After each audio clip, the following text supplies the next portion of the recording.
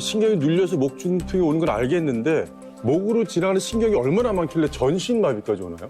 목은 우리 몸 전신으로 퍼지는 신경이 지나가게 됩니다. 모든 신경이 모였다가 퍼졌다가 일종의 신경의 톨게이트라고 이해하시면 되겠는데요. 목을 지나는 신경을 같이 한번 볼까요? 목을 지나는 신경은 뇌와 직접 연결되어 있는 중추신경인 척수, 척수에서 8갈래로 뻗어나가서 전신의 말초신경과 연결되는 가지신경이 있습니다. 한가운데로 흐르는 중추신경인 척수가 뇌의 명령을 받아서 중추신경에서 뻗어나오는 8갈래 신경이 또다시 수십 개의 여러 갈래로 가눠져가지고요. 손끝하고 발끝까지 신경을 전달하게 됩니다. 실제 이 척수의 모양을 보면 이해가 더 쉬운데요. 제가 사진을 준비했습니다. 이거 실제 척수예요? 네, 실제 척수 사진입니다. 목뼈를 걷어내게 되고요. 이제 척수 신경이 쌓이는 막을 이제 걷어내게 되면 이 척수 신경이 보이게 되는데요. 척수의 양쪽 끝에서 뻗어나가는 것이 신경근이고요. 가지신경, 뿌리신경이라고도 하는데 말초신경이죠. 쉽게 말하면 큰 저수지를 뇌라고 했을 때 그 중심 강줄기는 척수고요. 강줄기에 여러 갈래로 쫙 퍼져나가는 작은 수로를 가지신경, 말초신경이라고 합니다. 척수는 뇌와 연결되어 있어서 또 다른 뇌라고도 불리는데요. 척수가 눌리면 신호를 전달하지 못하고요.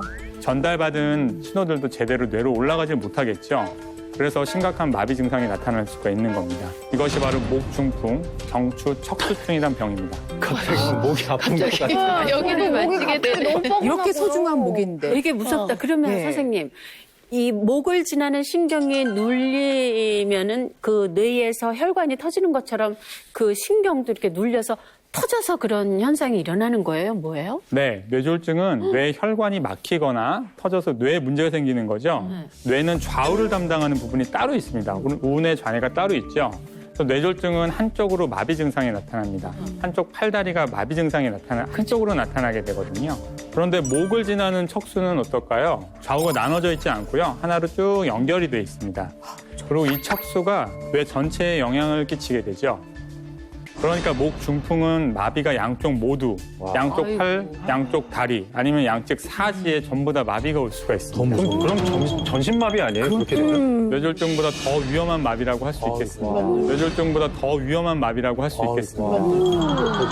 뇌가 머리에 있다면 목에도 뇌가 있는 셈입니다. 그래서 목의 뇌는 척수인 것입니다. 아니, 목에 뇌가 있다는 것도 처음 들었지만 이 심각한 목 중풍에 대해서 왜 그동안 몰랐죠? 나 처음 듣는데.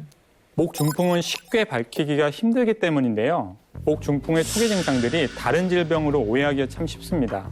실제로 시작은 아주 사소한 것에서 나타나게 되고요. 감각 이상, 자고 일어나는 손이 저리고 손에 힘이 빠지는 것 때문에 물건을 조금씩 놓치고 병원을 찾았는데 딱히 이유는 몰라요. 또 팔이 아프니까 관절염은 아니까 정형외과도 가고 류마티스 내과도 가고 근데 팔이나 손은 또 멀쩡하다고 그래요. 근데 괜찮다는데 증상은 날로 심해집니다.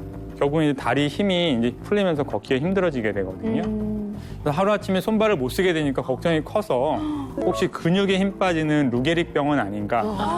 뇌에 혹시 종양 생긴 건 아닌가? 그러네요. 대학병원 가가지고 이제 여러 검사들을 하죠. 검사들을 하다가 목 디스크 쪽에 이제 관련 이제 증상들이 좀 연관이 있어서요. 경추 MRI를 찍어보게 되고요. 그리고 드디어 원인이 밝혀지게 되죠. 경추 척수증, 목 중풍이라고 발견할 수 있게 됩니다. 그런데 이때는 이미 목 중풍이 상당히 진행된 경우가 많아요. 저를 찾아오시는 환자분들도 대부분 진행이 어느 정도 된 상태로 오시는 경우가 많고요. 그래서 안타까운 적이 많은데요.